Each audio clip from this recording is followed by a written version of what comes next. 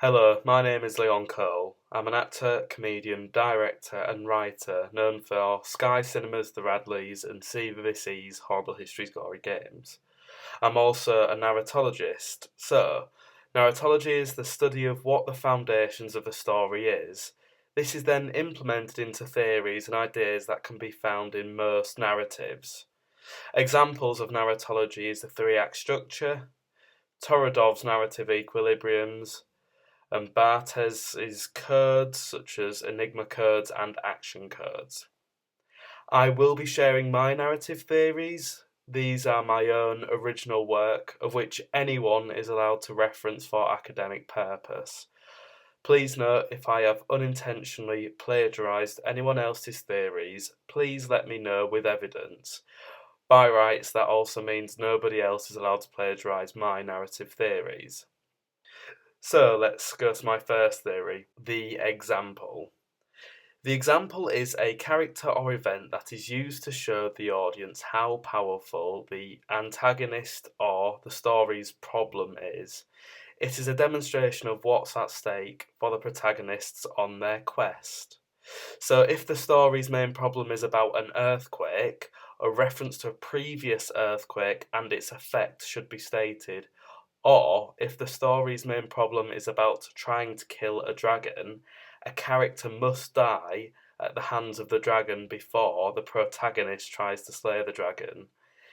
The example should be placed in Act 1 or the exposition or in the equilibrium, either in dialogue or on screen. This makes it so the audience are fully aware of what the consequences of the protagonist may be if they begin or carry on their quest. For example, in Indiana Jones and the Temple of Doom, there is a Kali sacrifice of which a man is put into a chain and is lowered into the pit, and then later Willie Scott is also in the same pit, so that shows what could happen to her. There is Ula in Return of the Jedi. She is fed to a rancor, which makes Luke, when he falls into the Rancor pit, this makes the audience scared for Luke because we know that Ula died because of it. Walter Donovan from Indiana Jones and the Last Crusade, he picks the wrong chalice and dies. Shania Lowry in Series 4, Episode 1 of Black Mirror, she turns into an Arachnojax while on board the USS Callister. Jacob Marley from A Christmas Carol, he is a ghost and is suffering in the afterlife. There's the previous Thane of Cawdor, who is unnamed from Macbeth. He is killed with his head on a pike, and so is Macbeth later on in the story. My second theory is world building. There are two categories of diegesis/world building. Both can come under the category of soft or hard world building. Which that's a pre-established thing. However, you've got layers to this. For example, my theory is there is a concealed diegesis, which tends to be set in the past/modern world we are familiar with as an audience member. However, it does have small elements of fantasy or science fiction embedded in it. The fantasy/science fiction world is not seen or hardly seen by the audience. The fantasy/science fiction world is not fully explained or developed. It can be open to interpretation. This can include plot anomalies that do not exist in the real world. For example, why does the wish work in Liar Liar? And the unknown identity of the inspector in An Inspector Calls. Other stories that I feel have a congealed diegesis is A Christmas Carol, because you've got ghosts in this fantasy world, but that's not fully explained or explored. You've got Macbeth again with fantasy of the three witches. An Inspector Calls, because you've got the identity of Inspector Gull. You've got Charlie in the Chocolate Factory. You've got stuff like the Oompa Loompas and all these wonderful inventions of Willy Wonka. The BFG, Liar Liar, Groundhog Day, which for Groundhog Day, why is it that Bill Murray's character, why is he living the same day over and over again? The second type of diegesis is an exposed diegesis. This tends to be set in another world which we are unfamiliar with as an audience. However, it can have elements of the past/modern world embedded in it. The fantasy/science fiction world is fully or slash nearly fully uncovered, with many aspects of the world being explained and developed, leaving very little left for the interpretation of the audience. For example, Lord of the Rings, that's all set in Middle Earth, and Harry Potter, which is mainly set in the wizard land, the wizarding world, with bits of it set in the normal world.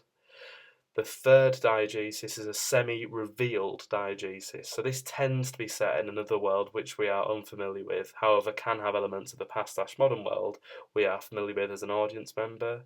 The fantasy/science fiction world is not fully explained or developed. It can be up to interpretation despite mainly being set in that fantasy/science fiction world. So Star Wars is a good example. It's not explained how the Force works. You got Spirited Away, as that's mainly set in this fantasy world, but most of the elements are not explained as to what. And you also got Song of the Sea too. My third theory is character capacity. So the first capacity is when a character is within a photograph, or is a corpse, or is just a name mentioned in passing dialogue.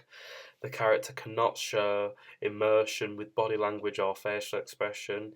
They cannot verbally interact with the protagonist or antagonist. They have no character arc. They have no narrative perspective of the events. No information can be deducted from them unless a different character expands on their motive/backstory. So examples of this is Sam Kirk from Star Trek, the original series, and a bit more an ambiguous one, but like a corpse in BBC's Casualty. The second capacity is pretty much the equivalent of an extra or a chorus member.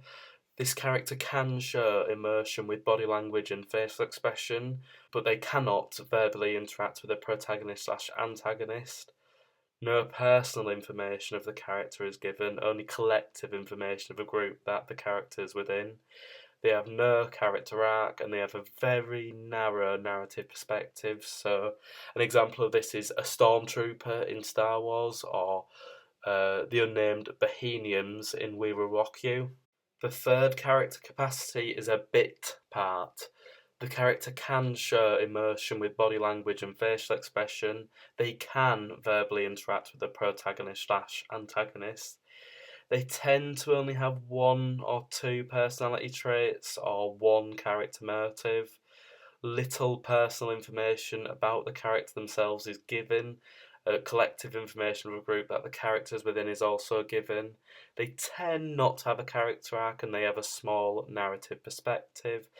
An example of this is Quattro from We Will Rock You, who is one of the Bohemians, and there's also Richard Bellinson from The Invention of Lying. The fourth character capacity is a supporting role.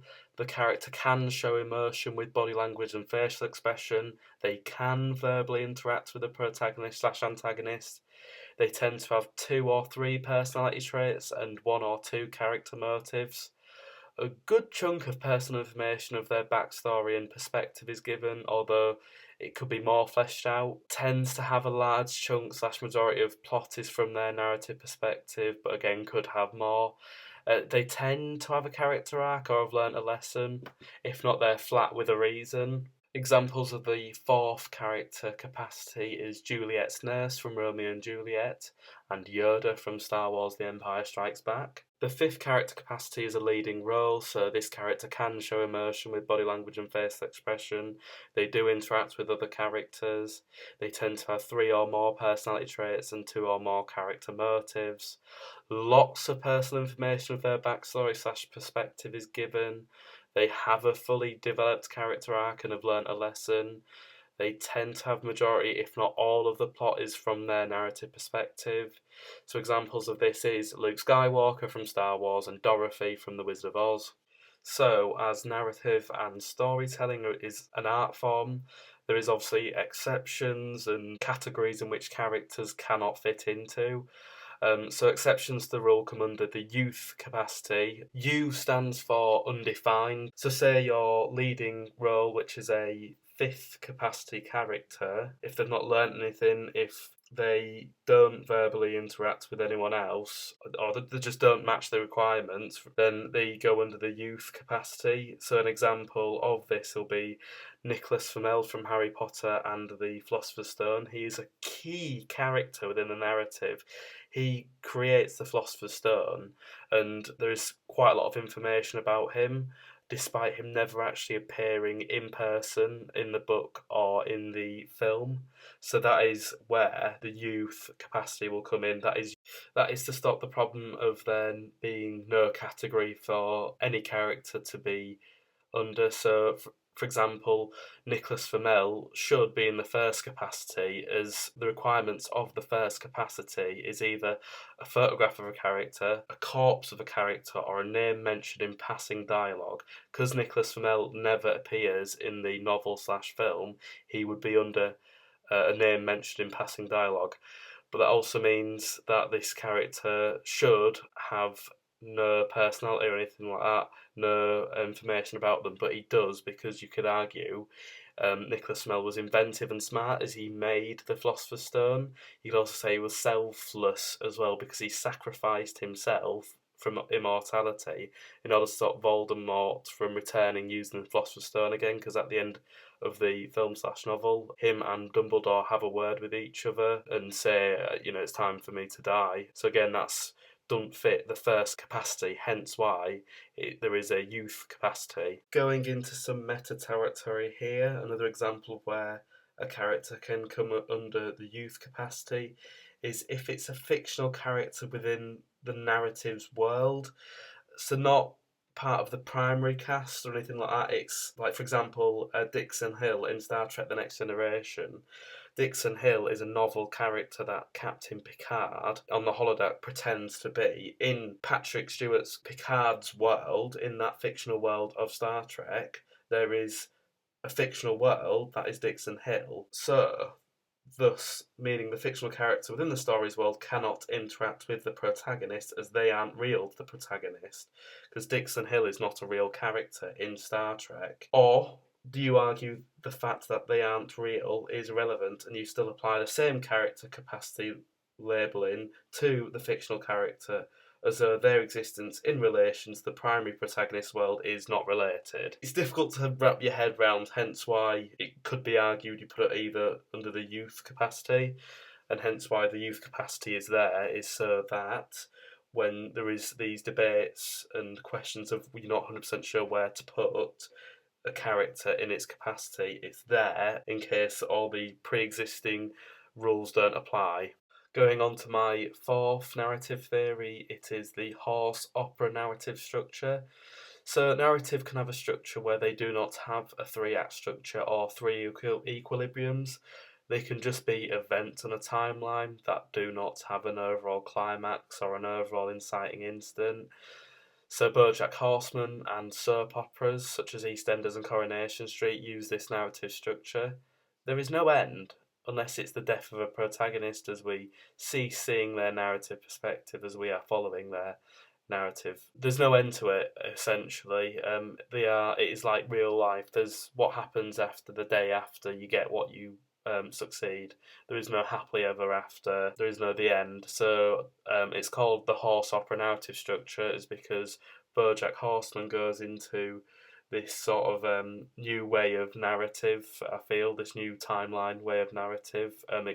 In the TV show, it very heavily debates this, and an opera is a soap opera, so hence why it's called the horse opera narrative, as I feel them two are the best examples as to describe what this narrative structure is. My fifth theory is called the scene triad. So all scenes in a narrative are for the purpose of either world building, so that's establishing and developing the diegesis, plot to move along the narrative forward, or character introduction slash development to give characters motives, backstories, and perspective. There is crossover, so it don't just have to be in this scene, it's just for the purpose of world building. In this scene, it's just for plot. Obviously, there can be elements of both, but generally speaking, the reason why you write or watch a scene is for one of those three purposes overall. My sixth theory is a crossover with comedy, so it is logical comedy narrative and absurdist comedy narrative. So, logical comedy, the plot and character development is the main focus of the story generally. Comedy genres is stuff like one line jokes, wit wordplay, anecdotal comedy. The story is grounded and realistic and probably can take place in the real world. So, that includes examples of Shirley Valentine, Juno, Extras, Submarine, and Diary of a Whimper Kid. Absurdist comedy narrative, so the plot is not necessarily the main focus of the story. It can have exceptions. Comedy genres include farcical, sketches, burlesque, inside humour, little character development, very little realism whatsoever, probably can't take place in the real world, so that includes stuff like Monty Python's The Holy Grail and The Meaning of Life, Epic Movie, Airplane and Spaceballs. My seventh theory are character categories. So it's an extension of like protagonist. We all know what a protagonist is. It is a hero. Villain is an antagonist. We all know what an antagonist is. Flawed protagonist, that's already been predetermined, of good guy who we want to succeed but they've got a flaw to them. For example, Fletcher Reed in Liar Liar. He lies all the time, but we still want him to succeed with his character motives. My extension to these characters is a newtagonist, which is a character that is neither good or bad, as their character motives is undefined, unknown, or entirely separate to the plot's conflict. They are neutral, hence why they are newtragonist. So we've got Zerkal in Deep Space Nine Series 5, Episode 10. We've got Woo-Her from Star Wars A New Hope, R4A22 from Star Wars Attack of the Clones. The second is a mutagonist, that is a character that is both good and bad, and they share both the antagonist's and the protagonist's beliefs, ideals, and character motives, hence why they are mutual mutagonists. That is Elsa Schneider from Indiana Jones The Last Crusade and George McHale from Indiana Jones and the Kingdom of the Crystal Skull. Then we have an NE-tagonist, which stands for necessary evil, a character that is not necessarily a bad person or an evil person, but does bad actions for good reasons. I like to think if the audience was placed in the same situation as that character, they would probably commit the same act of necessary evil. Morally wrong but situationally correct. So that's Phil from DNA and Mark Jameson from Star Trek The Next Generation, Series 1, Episode 16. There is also Entity to Overcome, which this is not a character, it is an object, place, or abstract thing that has no human or living characteristics, but does stop the protagonist from achieving their goal, or is the main problem that the character must overcome. For example, the cloning nebula in Star Trek Voyager's Deadlock episode, which is Series 2, Episode 21, the tsunami in the Impossible film, the quantum singularity from Star Trek Voyager's Parallax, Series 1, Episode 2, and the boulder from 127 Hours. My eighth narrative theory is the 4 types of character traits, or character algorithms. So when writing your character, these are watching a character, they should have these 4 traits. So trait 1 is character interest. This is what the character likes to do in their free time, what they are passionate about, anything from television shows, photography, sports, boats, etc. The second is character algorithms, how the character interacts and reacts in a situation when there is a problem and what decisions they make at the time in the position they are in. Their problem solving initiative. This includes how much they are intervening or observing in a scene, so are they passive or active. The third is character moral compass, what the character believes to be morally right and morally wrong. Please note how all character moral compass traits fit into character algorithms, but not all character algorithms fit into character moral compasses. As in, not all decisions to problem solve fit into the character's ethical stance. However, not every character decision to problem solve was made with the decision driven by the character's moral compass. The fourth is character personality. This is the character's personality, all of which should be adjectives. For example, shy, camp, bubbly, thick. This is how they sound, act, and their behaviour. My ninth theory is scene and narrative intervention. So that's how much a character intervenes in a scene or in the overall narrative. If they were omitted from the scene/narrative, how much would the scene/narrative stay the same? Would the course of the overall scene/narrative be altered in a minor way or a major way?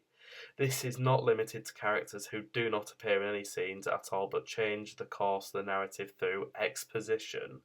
So examples of low narrative intervention and low scene intervention is Danny from DNA, Richard Bellinson from The Invention of Lying, the musicians in Othello, the clown from Othello, the fat friar from Harry Potter and the Philosopher's Stone. Low narrative intervention but high scene intervention is Brabantio in Othello's Act 1, the chief clerk in Stephen Berkoff's The Metamorphosis, Prince Aeschylus in Romeo and Juliet, the porter from Macbeth, and the ghost from any pantomime stock character.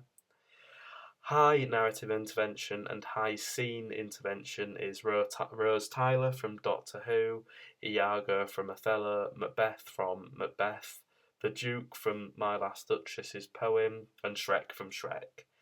High narrative intervention and low to no scene intervention is Phil from DNA, Nicholas Flamel from Harry Potter and the Philosopher's Stone, Federigo Rasponi from A Servant of Two Masters, and Chancellor Valorum from Star Wars The Phantom Menace. My 10th theory is the character's sealed fate.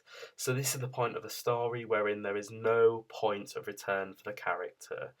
Nothing thereafter could prevent the character's sealed fate. There can be crossovers with the inciting incident, however that is more based around plot rather than character. So examples of the character's sealed fate is when Macbeth sees the three apparitions in Macbeth because they tell him, beware Macduff, the woods at Burnham will move, and to be bold and resolute as no one other than Macduff can harm Macbeth. Another example is when Rose Tyler enters the TARDIS for the first time in Doctor Who.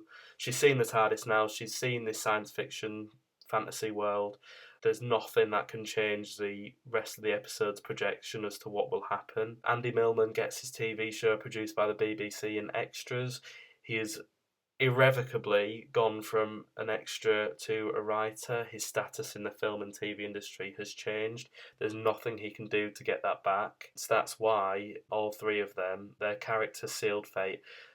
The narrative must happen. It cannot go back from there. The sequence of events are all traced back to those points, hence why it's the character's sealed fate. There is nothing they can do to stop the story from happening.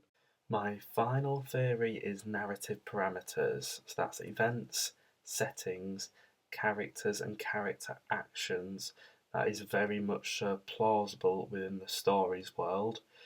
Several factors to determine what is within the narrative parameters are genre and its conventions, themes and gap filling by the audience's schema. So, Nick Carraway from The Great Gatsby being abducted by aliens then taking a photo of the event on his iPhone 5 is not within the narrative's parameters because aliens are science fiction, abduction is not a theme within the novel, taking or displacement is not a theme within the novel, The Great Gatsby is set in the 1920s, so iPhones wouldn't have existed, and it is also not within the drama genre to have aliens abduct you. However, if Jordan Baker was mugged by a working class individual in the streets of New York, that is within the narrative parameters because the class system is a key plot point of the narrative. Mugged shows money and wealth, which is another theme within the novel. Working class people appear within the novel, and getting mugged is a drama genre convention. Thank you very much for listening to all of my narrative theories.